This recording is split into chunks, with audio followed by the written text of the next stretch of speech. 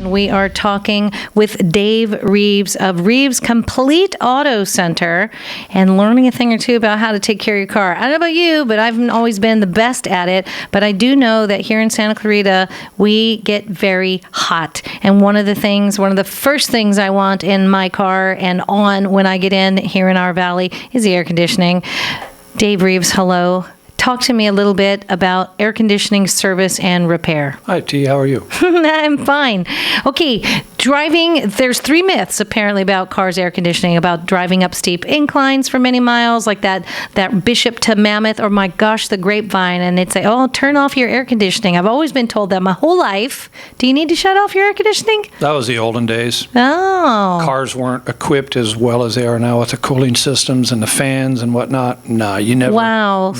Very rarely will you run into a problem unless you're driving an old car. Okay, because today's kids, they don't know how to suffer what used to be uphill in the snow both ways. Now we're talking air conditioning. They don't even have a clue. Correct. I used to drive from the San Fernando Valley out here with the heater on so that air would come across my air conditioning because it was, was overheating and that business. Right. So they don't know this business. It's funny you say that. Anytime you have an overheating situation, that's the first thing you want to do is turn the heater on. Right? Because it acts as reverse osmosis, I always want to call it. And tell yourself you're losing calories right there. You're losing weight. Yeah, right. All right. And cooling systems servicing, winterizing for cold. And do you need to flush in the summer or hot months, or what does that even mean? No, most of the time a coolant flush is usually when the coolant's broke down. There's a test you run to determine whether or not there's electrolysis built up in the system.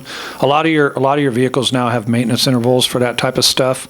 It's more predicated on if the vehicle got really hot. Mm-hmm. I recommend that. If we get a vehicle in that's gotten really hot, we will do that. But a lot of times, all these vehicles are set up for certain interval maintenances on coolant flushes and whatnot. All right, so if I have a car that's only a few years old, and here it is, January, and I'm already, because I'm not a big heat person, I would prefer the cold any day. Mm-hmm. But boy, I want my air conditioning working to where you could hang meat in my vehicle. Should I bring my car into you and say, hey, or when would I bring my car in and have you start experiencing a problem? It's really not necessary. But in the winter, I wouldn't know. So is there come a point where I should bring it in and say, hey, Dave, just make sure my air conditioning is working because I'm a big paranoid You're going to have a couple signs, whether or not the fan isn't working, the blower's not working. You start hearing a noise. Because noise is bad. Correct, yeah. And the compressor clutch is activated when the heater's on sometimes. And if you start hearing a bearing or something of that nature, right, you want to bring it in. But relatively speaking, AC usually lasts on an average car, I'd say maybe 75 to 85,000 miles before you'll actually start having a problem. The issue we have now is that with the new Freon 134, used to be the olden days, pre-1995 cars, all held R12 Freon, which is illegal. You can't even buy it. Oh, you can't? No, you can't buy it for sale anymore. So the pressure... The system builds up a high side pressure and a low side pressure in an air conditioning system. Usually ranges around 150 on the high side to like 45 on the low side. Mm-hmm. And the ambient air temperature, the vehicle will usually be about 50 or 60 degrees below the outside ambient air temperature when you're operating properly, when the system is working properly. So 100-degree day, you're going to be about 40 to 45 degrees inside your car. That's as cold as it's going to get. It can't work any harder. But I'm not killing my car if I do that, right? No. I'm okay? Correct. Because I like it that cold. Right. With the Freon nowadays, to get it to cool, the pressures are way higher. And ultimately, you end up blowing compressor seals out, and it starts leaking Freon out. Oh, dear. You blow rings off of hoses, and, now you're talking repairs. But theoretically, AC isn't like a general maintenance deal.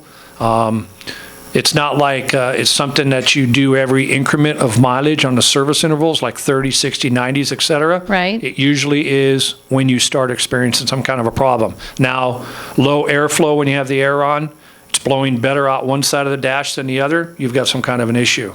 Because the volume should be the same out of all the vents in the center. So bringing it in to you, we can bring it to you, and you'll fix that and make that better. Well, yeah. There's a problem there somewhere. Yes. Usually when that happens, it's either low Freon level or we have a blend door or a mode door actuator that's bad or something of that nature. But we don't have to panic. We can bring it to Reeves Automotive, and you're going to Yes. take care of that for me. I'll try to. This is good because I don't like my triple-digit heat. I love Santa Clarita, but I do not love me the heat that we get in the summer. Sometimes I drive to work in the morning with the air on. Oh, yeah. Even, Obviously, right now I don't. No, yeah, there are days, though, when I leave, I turn it down to 62. So my air conditioning, that's important. So good to know that Dave Reeves of Reeves Complete Auto Center will take care of your air conditioning. You can find them at reevesservice.com if you want to look for them online. Call them at 252-1400. And you can find them in Canyon Country at 26821 Ruether Avenue, Unit G. Don't suffer in the summer. Make sure you take it over to Dave. We're going to do traffic in just a moment. And when we come back from that, we are going to talk about transmissions. What? I'm not even sure what that is.